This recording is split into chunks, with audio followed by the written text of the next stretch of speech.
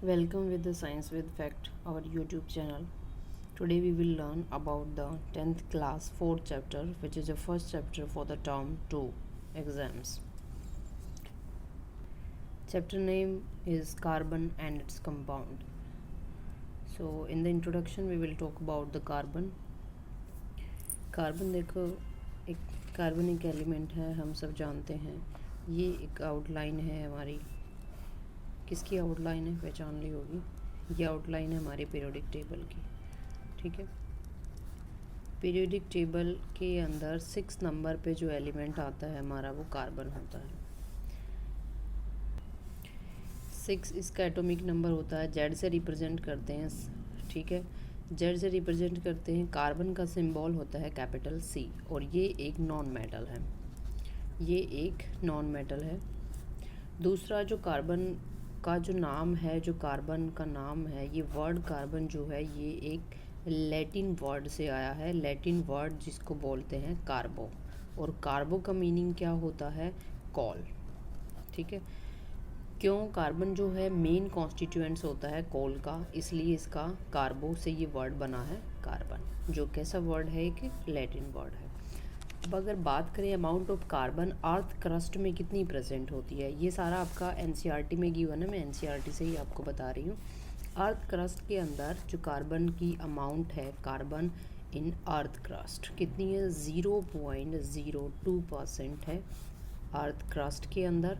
जबकि अगर हम बात करें एटमॉस्फेयर में कितनी है, एटमॉस्फेयर में जो कार्बन की अमाउंट है दैट इज़ योर 0.03%, और ये किस फॉर्म में है, इन CO2 फॉर्म में अवेलेबल है. उसके बाद देखो, इतनी स्मॉल अमाउंट है, यहाँ से आप परसेंटेज देख सकते हो. इन 0.02% एंड 0.03%, इतनी स्मॉल क्वांटिटी में प्रेजेंट होने के बाद भी जो कार्बन के यूजेस हैं वो इमेंस हैं, बहुत ज़्यादा हैं. हम मतलब काउंट नहीं कर सकते, इतने ज़्यादा यूजेज हैं.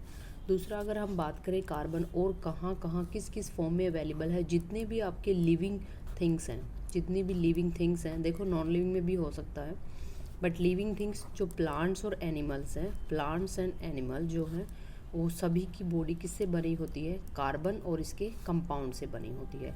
और जो भी कार्बन और इसके कंपाउंड्स होते हैं, कार्बन प्लस अदर जो कंपाउंड्स होते हैं, उनको क्या बोलते हैं, ऑर्गेनिक कंपाउंड्स. क्या बोलते हैं, ऑर्गेनिक कंपाउंड्स. Organic compounds.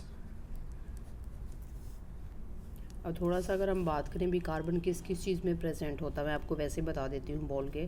देखो, हमारा दिन ही शुरू शायद इससे होता है. Grains, pulses, sugar, tea, coffee, fruit, vegetables, इन सब में कार्बन पाया जाता है. अगर हम फ्यूल्स की बात करें तो फ्यूल्स के अंदर आपकी LPG है, वुड है, कोल है, कैरोसिन है, नेचुरल गैस है, डीजल है, पेट्रोल है. ठीक है. इन सभी के अंदर आपका कार्बन होता है. व्हीकल्स के अंदर जो भी आपके फ्यूल्स वगैरह यूज होते हैं, खाना बनाने में हम LPG यूज करते हैं, ये सब में हमारा कार्बन के जो कंपाउंड्स हैं वो यूज होते हैं. तो कार्बन जो है एक बहुत इंपॉर्टेंट रोल प्ले करता है हमारे डेली लाइफ में. अब अगर हम बात करें कि किसी सब्सटेंस के अंदर, अगर किसी सब्सटेंस के अंदर कार्बन प्रेजेंट है या नहीं है, प्रेजेंस और उसकी एब्सेंस अगर देखनी है तो कैसे देखेंगे. कार्बन वाले कंपाउंड्स को जब हम बर्न करते हैं, प्रेजेंस की बात कर रहे हैं, जब बर्न करते हैं, जब बर्न करेंगे तो वो O2 की प्रेजेंस में CO2 गैस रिलीज़ करेगा. और ये CO2 गैस क्या करती है, मिल्की जो वाटर होता है, मिल्की वाटर को, सॉरी, लाइम वाटर को ये चेंज कर देती है. इसका जो कलर होता है वो मिल्की बन जाता है. ये इसकी क्या होती है, एक आइडेंटिटी होती है, पहचान होती है कि कोई चीज़ कार्बन, किसी सब्सटेंस के अंदर कार्बन प्रेजेंट है या नहीं है. एक छोटा सा टेस्ट आप इसको बोल सकते हो कि अगर किसी चीज़ में कार्बन प्रेजेंट है या नहीं है, तो हम उसको बर्न करके देखते हैं. ऑक्सीजन की प्रेजेंस में तो CO2 गैस निकलेगी, और लाइम वाटर को ये वाली गैस जो होती है ये कैसा बना देगी, मिल्की बना देगी. ओके. तो हम केमिस्ट्री पढ़ रहे हैं, तो कार्बन क्या करता है, हमें देखना है कि कार्बन बॉन्ड कैसे बनाता है. कार्बन जो होता है वो हमेशा ही कैसा बॉन्ड बनाता है, आप कार्बन C4 कोवालेंट, अगर किसी को याद नहीं रहता है तो इस तरीके से आप कर सकते हो. दोनों ही C से बनते हैं, कार्बन भी और कोवालेंट बॉन्ड भी. अब कोवालेंट बॉन्ड क्यों बनाता है ये हम देखेंगे. देखो कार्बन का जो एटॉमिक नंबर होता है वो 6 होता है।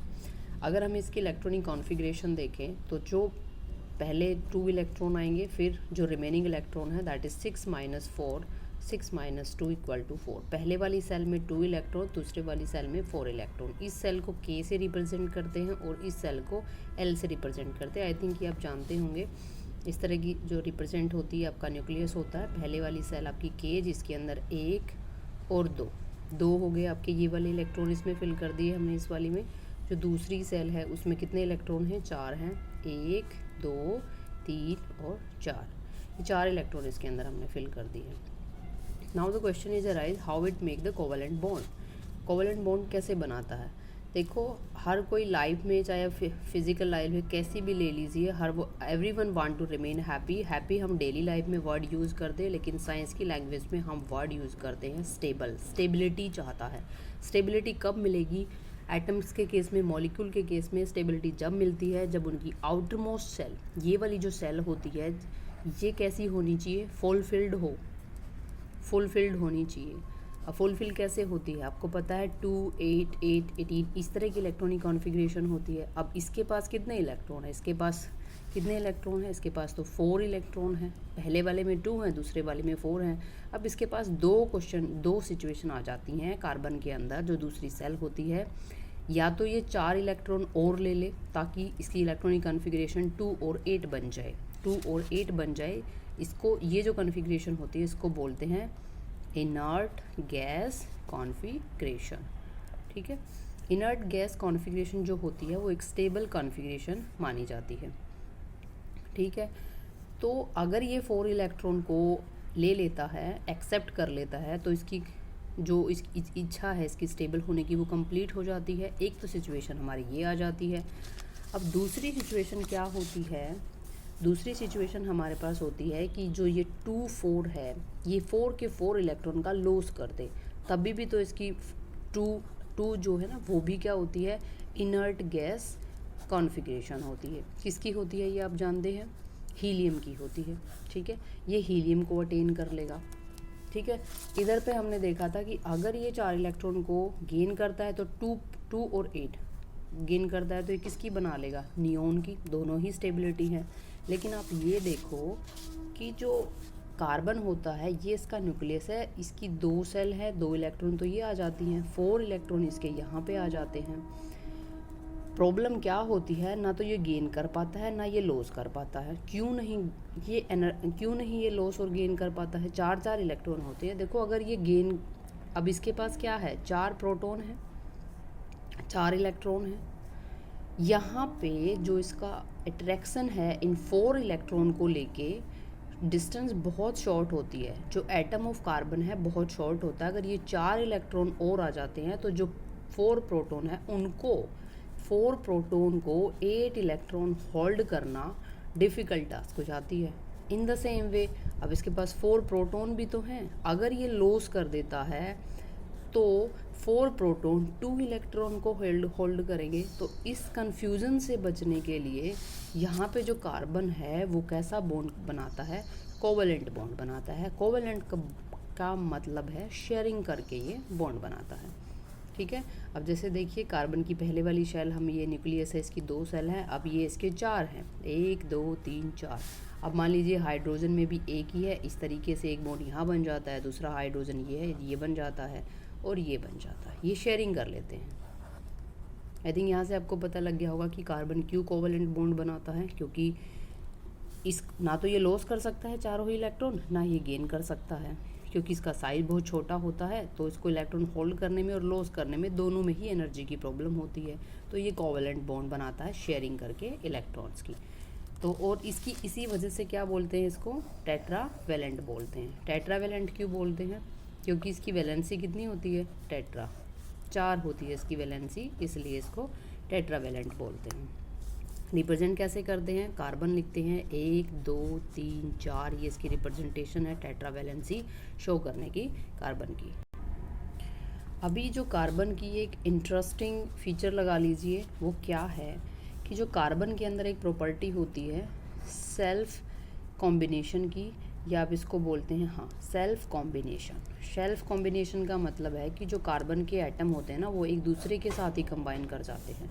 सेल्फ कॉम्बिनेशन ये यूनिक प्रॉपर्टी है पूरी की पूरी आपकी पीरियोडिक टेबल के अंदर। इसके अंदर क्या होता है, कार्बन कार्बन के साथ ही जुड़ता चला जाता है, जुड़ता चला जाता है, जुड़ता चला जाता है।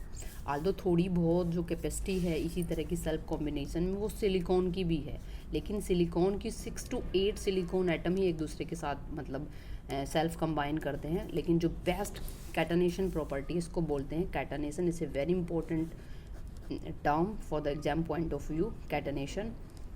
ठीक है, जैसे कि एक सिंपल एग्जांपल है कि C8 और H18 इसको हम बोलते हैं ऑक्टेन। ऑक्टेन क्यों बोलते हैं, ऑक्ट मतलब 8 कार्बन एटम इसके अंदर हैं।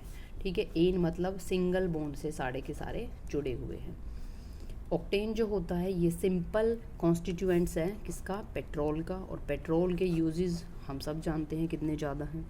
तो जो प्रॉपर्टी है सेल्फ कॉम्बिनेशन की कार्बन एटम की एक लंबी चेंज बनाने के लिए, क्योंकि इससे बहुत large number of carbon compounds इसमें जुड़ते हैं, सिंपली कह सकते हो ऑर्गेनिक कंपाउंड बनते हैं। कैसे बनते हैं, ऑर्गेनिक कंपाउंड्स बनते हैं। अब कार्बन का स्मॉल साइज होता है, स्मॉल साइज होने की वजह से जो ये शेयरिंग करता है इलेक्ट्रॉन की, जैसे कि 1 2 3 4 ये हाइड्रोजन 1, ये हाइड्रोजन 2, ये आप इसको अलग तरीके से रिप्रेजेंट कर सकते हो इलेक्ट्रॉन ऑफ हाइड्रोजन को। ठीक है, तो जो ये होता है स्ट्रॉन्ग बॉन्ड बनाता है। जब जो ये स्ट्रॉन्ग बॉन्ड बनाता है, क्योंकि छोटा होता है ना एटम, बहुत छोटा होता है, तो जो अट्रैक्शन होता है न्यूक्लियस के बीच में और आउटर मोस्ट सेल के बीच में बहुत ज़्यादा होता है, जिसकी वजह से जो बॉन्ड बनते हैं वो कैसे बनते हैं, स्ट्रॉन्ग बॉन्ड बनते हैं।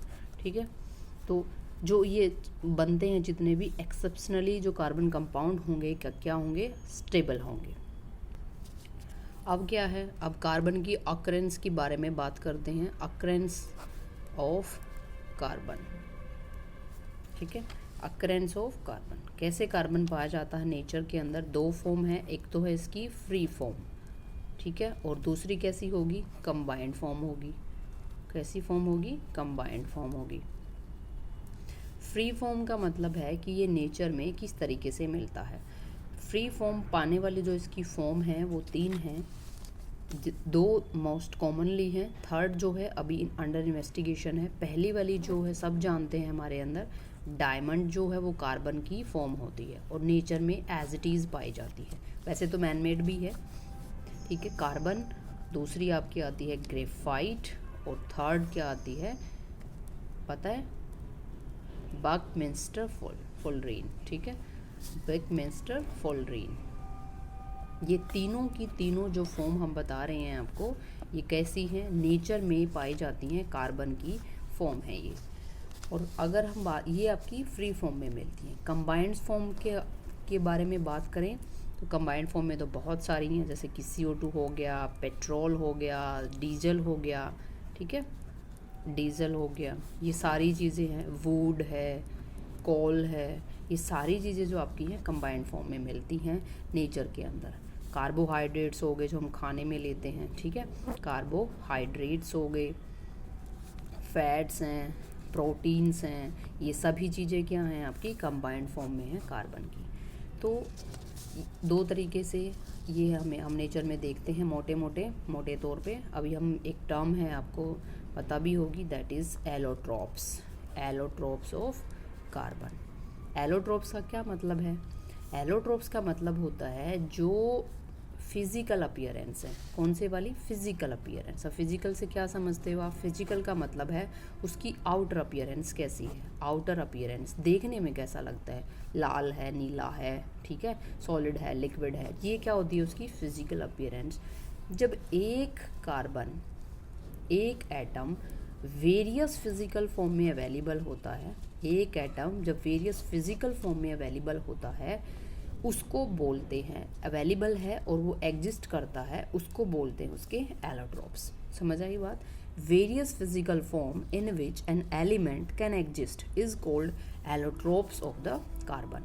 या किसी के भी एलोट्रोप्स हो सकते हैं, नॉट ओनली कार्बन। कोई भी एलिमेंट अगर वो फिजिकल फॉर्म में, अलग अलग फिजिकल फॉर्म में एग्जिस्ट करता है, उसको सिंपली बोलते हैं वो उसके एलोट्रोप्स हैं। जैसे कि अभी ऊपर हमने बताया कि भाई जो डायमंड है, ग्रेफाइट है या बकमिंस्टर फ्लोरीन है, ये सब क्या है तो जो उनकी बेसिक कॉन्स्टिट्यूएंट है वो है तो कार्बन ही, लेकिन इसकी फिजिकल फॉर्म, इसकी फिजिकल फॉर्म और इसकी फिजिकल फॉर्म टोटली अलग है एक दूसरे से। तो इन तीनों को क्या बोल सकते हैं हम? कार्बन के एलोट्रोप्स बोल सकते हैं।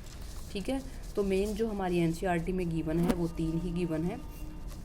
पहले वाला अगर हम बात करें, डायमंड है। ठीक है, 1 बाय 1 हम एक दूसरे की प्रॉपर्टी देखेंगे, उसकी स्ट्रक्चर कैसी है, केमिकल, फिजिकल, और उनके यूजेस देखेंगे। ठीक है, तो पहले हम बात करेंगे डायमंड की। Diamond is a first allotropes of the carbon. अब डायमंड जो होता है वो पता है आपको कैसा होता है, कलरलेस होता है और नेचर में पाया जाने वाला हार्डेस्ट सब्सटेंस होता है। कैसा सब्सटेंस होता है? हार्डेस्ट सब्सटेंस होता है। दूसरा, इसमें गजब की इसमें ब्रिलियंस होती है। ब्रिलियंस समझते हो? चमक होती है, जो ज्वेलरी वगैरह में यूज करते हैं वो चीज़ इसके अंदर होती है।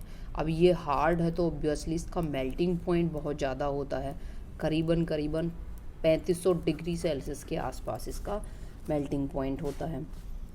और अगर हम इसको बर्न करके देखते हैं, अगर इसको बर्न करते हैं तो अगेन ये बर्न करता है ऑक्सीजन की प्रेजेंस में और देता है CO2, और वही करता है, क्या करेगा, मिल्की वाटर के अंदर टर्न हो जाएगा कौन? Lime water. ठीक है, लाइम वाटर किस में चेंज कर देता है? लाइम वाटर को चेंज करेगा ये मिल्की वाटर में। ये क्या चीज़ रिप्रेजेंट करती है? अगर ऐसा है और जब ये बर्न होता है ना, कुछ नहीं निकलता इसमें से, सिर्फ CO2 निकलती है। इसका क्या मतलब है कि ये प्योरली, जो डायमंड होता है प्योरली कार्बन का बना होता है। इसका ये मतलब है only CO2 is released out during burning of the diamond. It shows that it purely formed of the carbon atom. ठीक है, दूसरे अगर हम इसकी स्ट्रक्चर की बात करते हैं, एक दो प्रॉपर्टी और रहती है। ये देखिए, ये नॉन कंडक्टर होता है इलेक्ट्रिसिटी का, नॉन कंडक्टर होता है इलेक्ट्रिसिटी का। नॉन कंडक्टर कैसे होता है अभी बात करेंगे। ठीक है, दूसरा हार्ड हो गया अभी, और ये नॉन कंडक्टर होता है, बर्न करता है इसके। अब हम इसकी थोड़ी सी स्ट्रक्चर के बारे में बात कर लेते हैं। किसकी? डायमंड की। हार्डेस्ट सब्सटेंस है। देखिए, एक कार्बन ये है, ये एक कार्बन एटम है।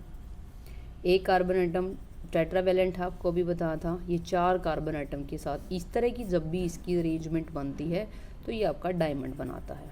ठीक है, यहाँ पे आप देखिए, ये बहुत स्ट्रॉन्ग बॉन्ड होते हैं सारे के सारे। कैसे बॉन्ड होते हैं? स्ट्रॉन्ग बॉन्ड होते हैं। जो ये डार्क हैं ये सारे के सारे कार्बन एटम हैं आपके। ठीक है, और ये अब देखो, एक कार्बन, ये इसका 1 2 3 4, अगेन ये वाला कार्बन, अब इसके भी 4 बॉन्ड बना दीजिए। एक ये बन गया, एक ये बन गया, एक ये बन गया, एक इसका नीचे निकल जाएगा। वैसे इसके भी 4 बना दीजिए। ठीक है, इसका एक ये बन गया, एक ये बन गया, एक ये बन गया, और एक ये, ऐसे ही चलेगा। बेसिक स्ट्रक्चर जो है इसकी वो आपकी ये वाली जो है, ये बेसिक स्ट्रक्चर है, ये बेसिक स्ट्रक्चर। ठीक है, ये इस स्ट्रक्चर जो होती है ये इसको रिजिड बनाती है, रिजिड स्ट्रक्चर। ठीक है, जिसकी वजह से क्या होता है, हार्डेस्ट सब्सटेंस होता है नेचर में। दूसरा अगर हम बात करें तो इसकी नाम क्या है इसकी स्ट्रक्चर का? टेट्राहेड्रॉन। ठीक है, रेगुलर टेट्राहेड्रॉन। आप ये जो स्ट्रक्चर यहाँ पे देख रहे हैं ये कैसी है? टेट्राहेड्रॉन की स्ट्रक्चर है। अभी हमने यहाँ पे एक बात की थी कि ये नॉन कंडक्टर होता है इलेक्ट्रिसिटी का। ठीक है, non conductor of electricity. Non conductor का क्या मतलब है? कैसे नॉन कंडक्टर होता है? देखो, कंडक्टेंस होने के लिए उसके पास फ्री इलेक्ट्रॉन होने चाहिए, लेकिन अभी हमने देखा कि जो इसकी इलेक्ट्रॉनिक कॉन्फ़िगरेशन होती है वो 2-4 होती है, लेकिन ये कोवेलेंट बॉन्ड बनाने की वजह से ये 4 इलेक्ट्रॉन को शेयर कर लेता है। शेयरिंग की वजह से 2-8 हो जाती है और कोई भी फ्री इलेक्ट्रॉन अवेलेबल नहीं होता है। अगर फ्री इलेक्ट्रॉन नहीं होगा तो कंडक्टेंस नहीं होगा, इसलिए क्या होता है, ये नॉन कंडक्टर होता है। ठीक है, आई थिंक यहाँ से इतना कवर हो गया होगा। दूसरा हम साथ में कंपैरेटिवली स्टडी करने की कोशिश करेंगे ग्रेफाइट। ग्रेफाइट देखो कैसा होता है।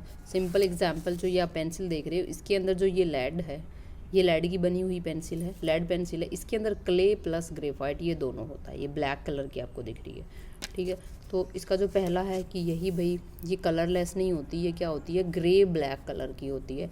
ये आप इसमें डिफरेंसेस भी देख सकेंगे दोनों को आपस में, और थोड़ा सा ऐसे लर्न करने में भी आपको आसानी होगी। इतना हार्ड नहीं होता, समवट सॉफ्ट होता है, ठीक है।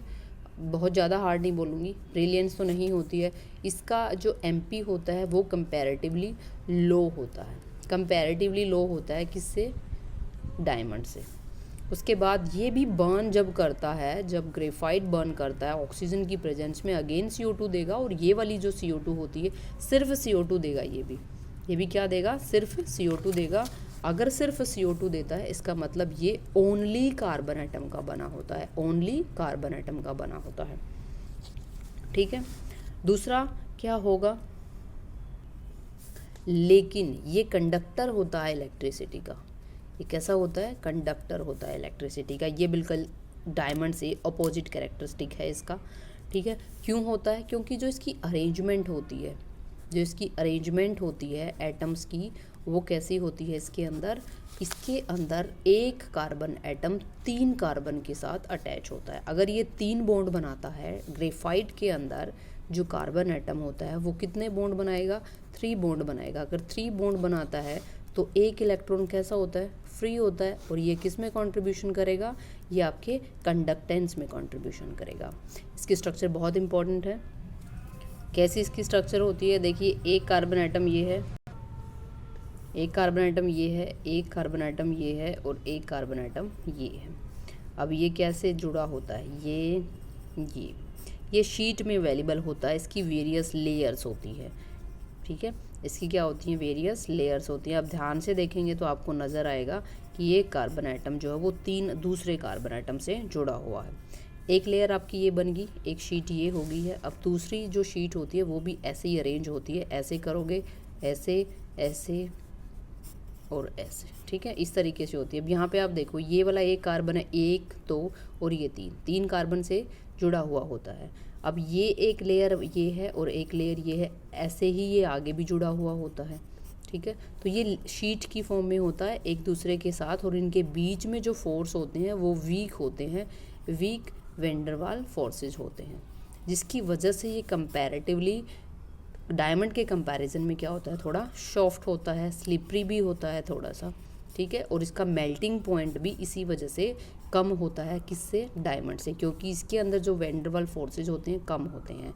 और कंडक्टेंस किसकी वजह से होता है इसका, क्योंकि हमने देखा कि एक कार्बन की जो वैलेंसी होती है वो 4 होती है, लेकिन यहाँ पे ये 3 कार्बन से अटैच है, एक इलेक्ट्रॉन फ्री है, इसलिए कंडक्टिविटी में पार्टिसिपेट करता है ये। और थर्ड हमारा क्या आता है, बकमिंस्टर फुलरीन, ठीक है, बकमिंस्टर फुलरीन। जैसे कि इसका नाम ही है, ये अंडर इन्वेस्टिगेशन है। ये इसका जो फॉर्मूला होता है एक्चुअल में ये C60 होता है, मतलब इसमें सिर्फ 60 कार्बन ही एक दूसरे से अटैच्ड होते हैं, और अटैच होके ये एक फुटबॉल की स्ट्रक्चर ले लेते हैं। लेकिन जो हमने देखा डायमंड के अंदर जो होते हैं, इसके तो अंदर endless number of carbon atom होते हैं, इसमें भी एंडलेस होते हैं।